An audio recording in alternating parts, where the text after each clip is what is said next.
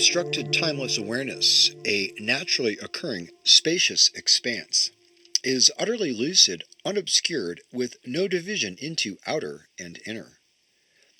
And so self-knowing awareness is the great radiant mirror of mind. The precious gem that provides for all wants is the basic space of phenomena. Since everything occurs naturally without having to be sought, naturally occurring timeless awareness is the splendid source of all one could wish for. However many qualities can be enumerated, they come from basic space, and are of basic space, arising continuously as sublime skillful means. Since everything is spontaneously perfect in unborn basic space, the substance of things is outshone by their emptiness, as the expanse of enlightenment, while their emptiness is outshone by self-knowing awareness, as the expanse of enlightenment. In awakened mind, appearances and emptiness have never existed. But do not fixate on non-duality, for the inconceivable miraculous display still occurs. With no time frame, the unborn basic space of phenomena is an unchanging, undivided, and uncompounded expanse. Throughout the three times, Buddhahood is awareness, the basic space of timeless awareness, the expanse of enlightenment, of self-knowing awareness that outshines dualistic perceptions. With no division into outer and inner, the true nature of phenomena is spontaneous and spacious. This is the fourth section of the precious treasury of the basic space of phenomena, demonstrating the nature of awakened mind. Longchenpa, as always, every week Longchenpa, put us on the right track, set us straight. This is Darren Littlejohn. Welcome to the 12-Step Buddhist Podcast, episode 81. How to Take Refuge in Recovery, Part 1, Being Refuge. Well, congratulations to us. We completed the 37 practices of a Bodhisattva, in so much as we talked about them, did some meditation practice on these, and hopefully some of that message got through. There are many podcasts, 37 to be exact. I have those all up on the website, podcast.compassionaterecovery.us. This is an ad-free podcast since 2008. You can hit the support the show button. Anything helps. Just upgraded to a faster server so that hosting is really speedy. So when you get the podcast, when you get the website, everything works for you, works really nice on mobile. Putting a lot of time into the site, as I always have since 2008, working on these sites. 12-Step Buddhist site was up for a long time. That did a lot, but everything is impermanent as the Buddha taught. So this is one of the things that we need to consider as a topic today. I really want to get close in on why and what refuge is, why we would take refuge, and what's the point, and what does it really mean? How do we really do it, and are we bullshitting ourselves, trying to be mindful and aware and honest and accountable as addicts in recovery all the way through? So where are you now showing up? You're showing up here. Let's check in. Where's your body? If you're driving, do this later. Continue listening, but don't do anything scary and dangerous.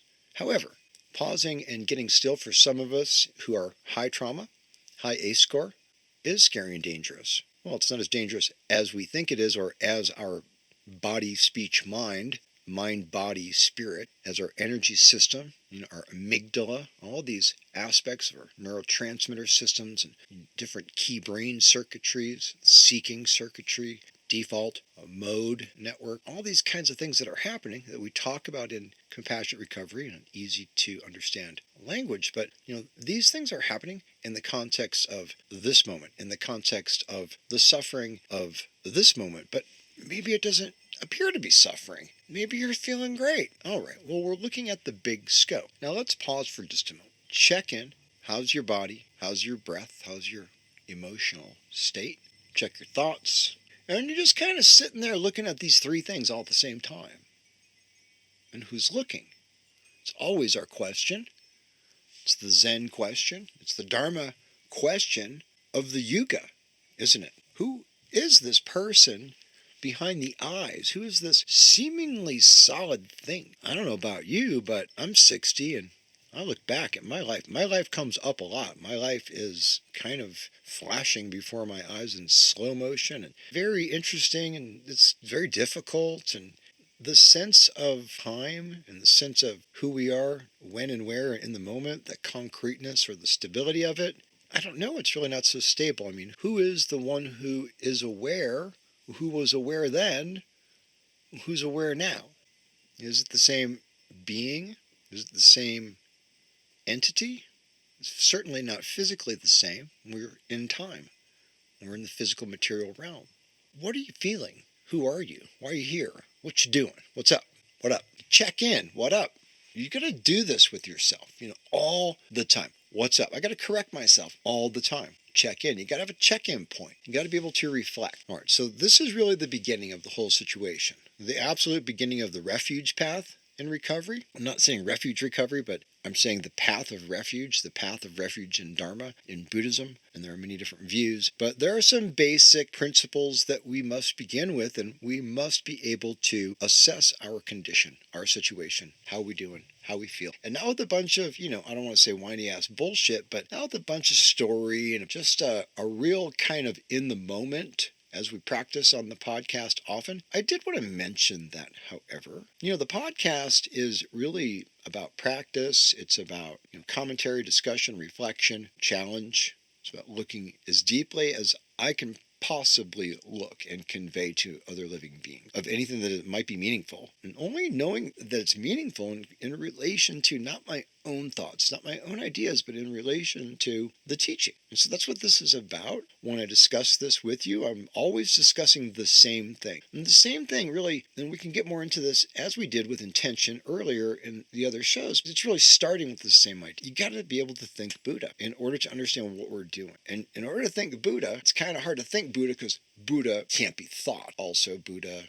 isn't separate from thought. We have to gain some kind of weird alternate universe measure of reality, which most of us have done a lot of drugs, especially psychedelics and so forth. And all this over time, us addicts are seekers, most of us trying to seek something or kill the pain. Probably always a mix of both, right? What is this alternate universe to our current and conventional flatlander view of reality? I notice with a lot of people who have never had this spiritual curiosity that it's a lot just about the basics of what's life, get up, go to work, eat, sleep. People don't really ask that much in terms of questions. They might do sports or, whatever. They go through the day, they do their work. If you're not one of these people, so this is kind of, in a spiritual sense, this is kind of like a spiritual flatland, a two-dimensional, just in a sense, okay? Just, not to be critical of people. I'm just saying, if you think of then, maybe and you're like this sometimes. I'm not thinking about anything but the next meal or the next fix or the next drug or the next relationship or escaping this suffering, whatever the pain is, whatever the moment is. Whatever we think it is, however we perceive and experience it. What does it mean to have a spiritual thirst? You're here, aren't you? I can't define it for you. You know what leads you. It's been leading me forever. Been leading me. Boy, I've had this interest. So the alternate dimension is to say there's something more than meets the eye. There's something really deeply felt. There's something intuitive. There's a power greater than myself. There's some magic, there's something mystical, there's at the very least poetry, music, art, there's at the very least love of a pet, dog, something. So we all actually have, there's really no way to separate ourselves from the mystical experience, but we either care about that or have some experience with that, or we don't for whatever reason, whether we block it out or we just don't have that.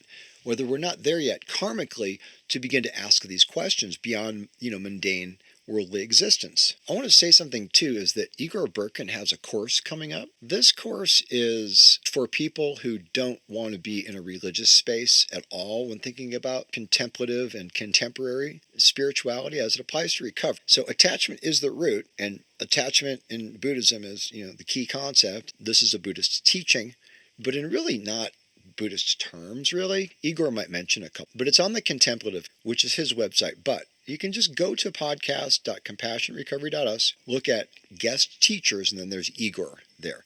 And as more guest instructors come through, I'll put a profile page up linking back to their content, to their site, to their courses. I'm personally on another 10-day retreat. We just did a 5-day one. I don't know how many hours. This one's 3 a.m. and then 8 a.m. And I'm a little bit fried. but I'm kind of always in retreat space. I'm really trying to apply my time and effort to spiritual development.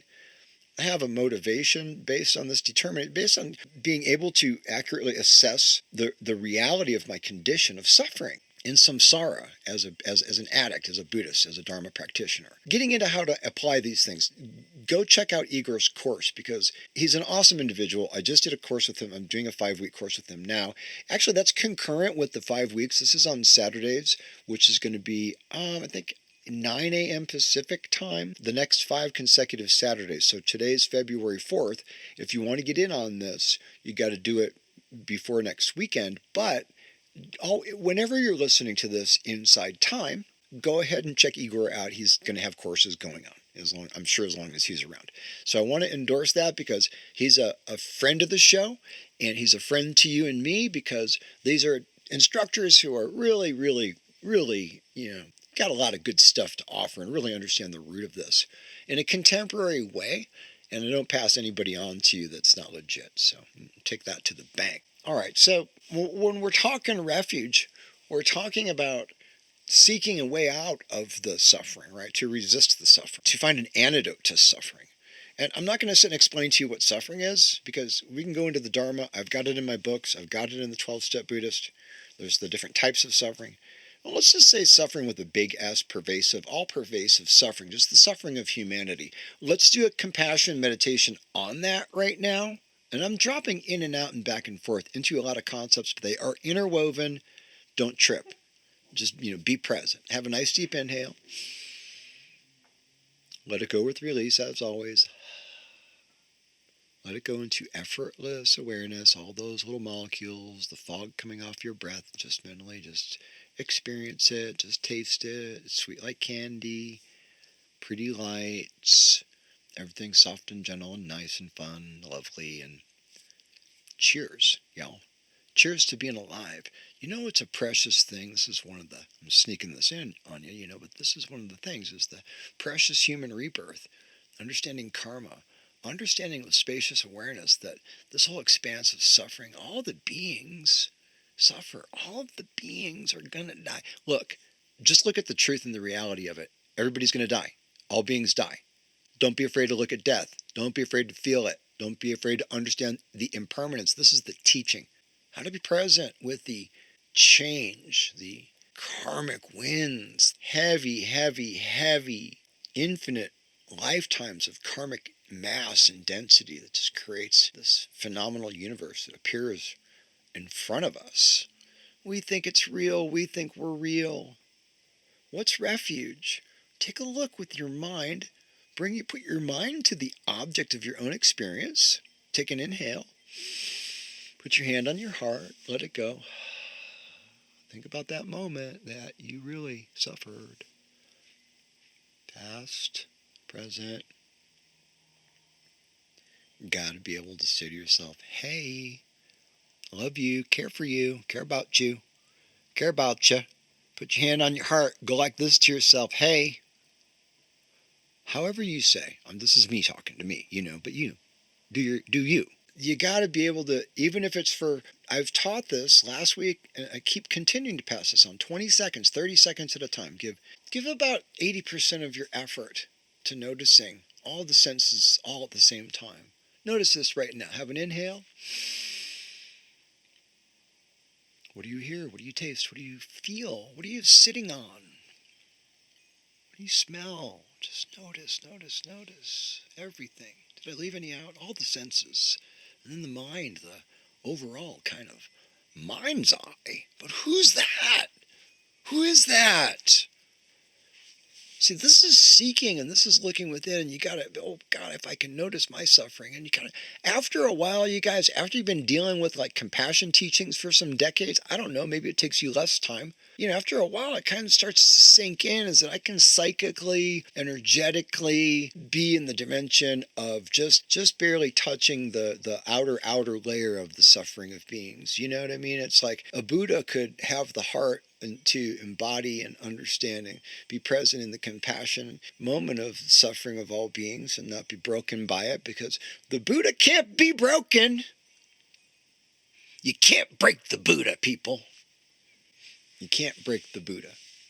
Well, like I said, you can sit in your Buddha seat. It's like a Buddha book. The Buddha book is there. It's like the book is there. The formula's there. The formula's there until you open up your calculus book or your calculator or something, and the formula was there, and the answer to the formula was there before you looked at it. The story is in the book, whatever page you open it to.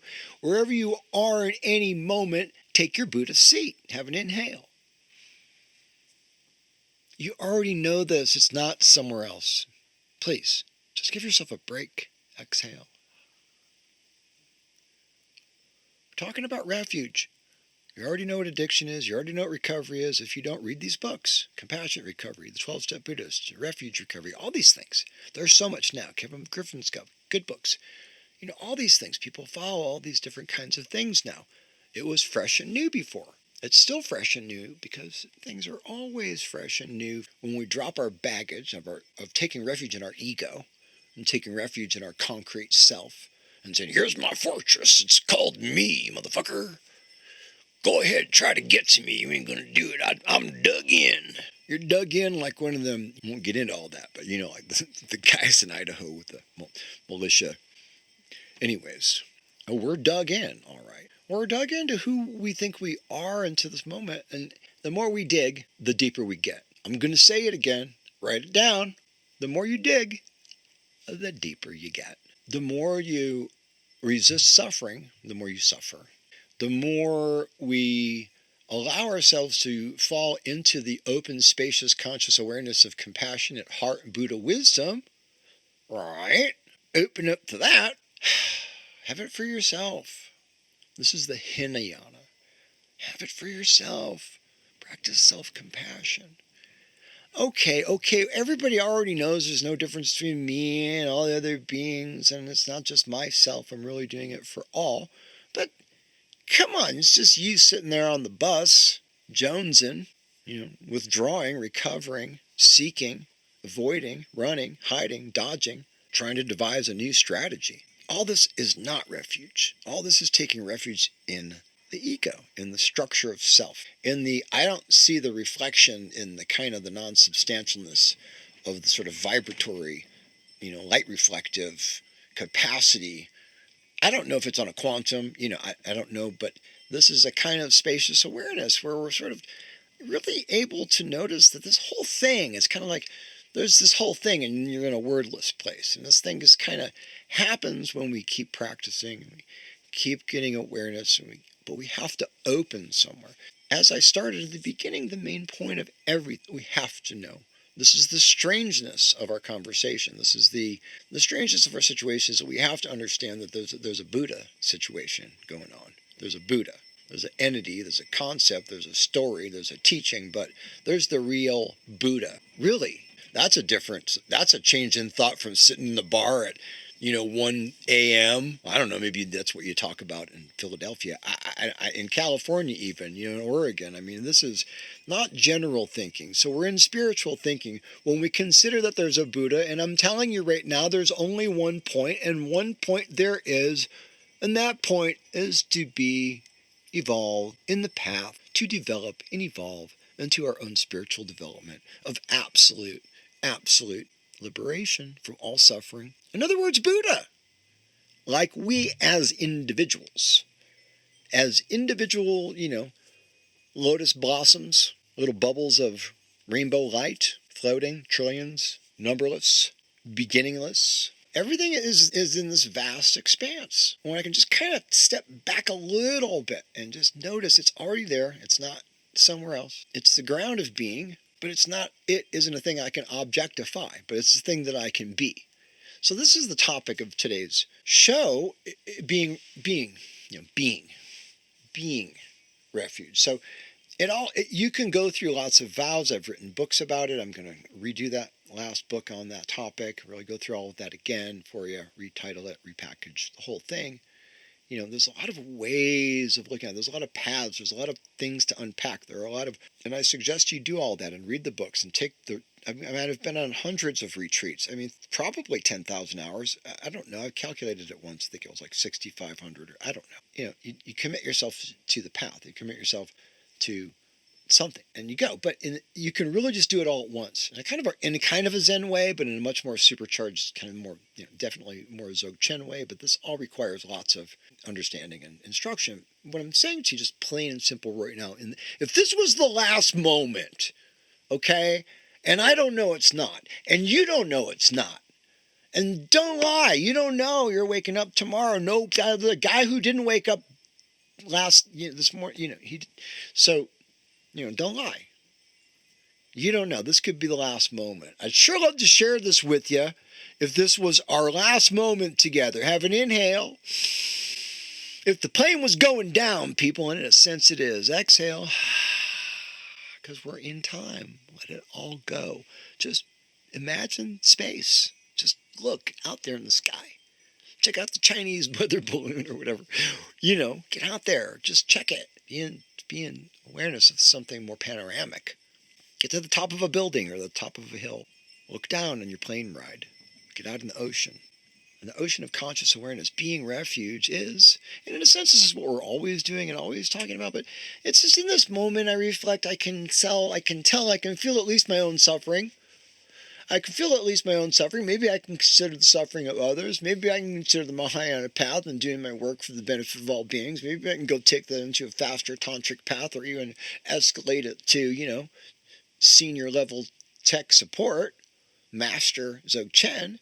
There are teachers to be found wherever we are, but we can be anywhere and everywhere in this moment right now. So all the lifetimes that you might spend accumulating merit, understanding the karma, one of the 4 key points, let's say, of Dharma, the impermanence, the cause and effect, the suffering of samsara, this endless cycle. It just never. You always wind up, back. Look, you get older, you're going to die. Have an inhale. I want to live this moment as if it was the last one. You don't know it's not. Let go. Take refuge in your super bodhicitta heart. You know what I mean? Find something to take refuge in there that's like super love, super kindness, super beauty, super God, super source. You're already there. You don't got to go anywhere. Like, just think, okay, if you want to do a God thing, Christian thing, do not ask that God be in your heart, but rather know that you are in the heart of God. I don't know how well I did on that, but I know it's Gibran. I think that's from the prophet. You plant spiritual seeds and they season over time, but maybe we don't have so much time. So we can pause in the present moment, notice and reflect on the suffering of the moment, reflect at least for our own self-compassion, bring ourselves to the level of being loving kindness to yourself, and just be soft, give yourself a break. God, don't you deserve a break? You think you deserve all your drugs. You think you deserve all your addictions, but don't you deserve a break? Isn't that part of you? Isn't that part of you home, my friend, that needs a break? Have a nice deep inhale. Put your hand on their heart. Exhale and let that shit go, bro. Let it go. And start there. We talk about all these things. They're all interwoven. The suffering of samsara, the impermanence of samsara, the depth of suffering. It's all here right now in this moment. All of these teachings and all of these principles are always in this moment. And the preciousness and the rarity of being alive. And when you start to get older, you start to understand it. Or maybe if you grow up around a lot of gang stuff and people dying, or war-torn, you might understand it. And hello to all the world people. Hello to all people who listen to this show all over the world. There's a lot of good people all over trying to open their heart and look into these things. So I'm trying to help you best I can, right, with these books, Compassionate Recovery, the 12-Step Buddhist, my 2 main big ones. Please grab those. Grab Compassionate Recovery for friends. Give it to your therapist. Give it to somebody you know who suffers. Everybody knows someone who's suffering. In or out of recovery. It doesn't have to be for any particular addiction. It's all applicable on a very universal presentation and path. It's a process. Compassionate recovery is a process. So what are we going to take refuge in? There's an object of refuge. I want to take refuge in something. It's like there's a me and then there's a something. But all I'm saying is, ultimately, we got to let go of all that, and we can walk through all that and talk through all that and process all of that, right? how to deal in this relative level, in this relative dimension with, what is happening, because here we are, suffering's not going anywhere. See, this is the thing that we try to, you start to understand suffering's not going anywhere. And I think when we start to understand that and start to be present with that and not try to resist that, as we talked about, and as we're going to talk about in the series we're going to do later on the transformation of suffering. But I owe you to go back to Refuge. I owe you that, kind of with my kind of new, awareness of new years later and new teachings and studies and practices. And I'm in a good place to, to be with you on this. So I want to give you this best I have, best of my development, to offer to you, these ideas of refuge. And the ideas are many, and we can go into much detail, but the idea of refuge right now is that you're just present in your hardest heart of hearts. Have an inhale and just have a seat there. It's Buddha. Buddha loves you. Exhale. It's all good. It's all there. It's all here. It's all now. There's really not a problem.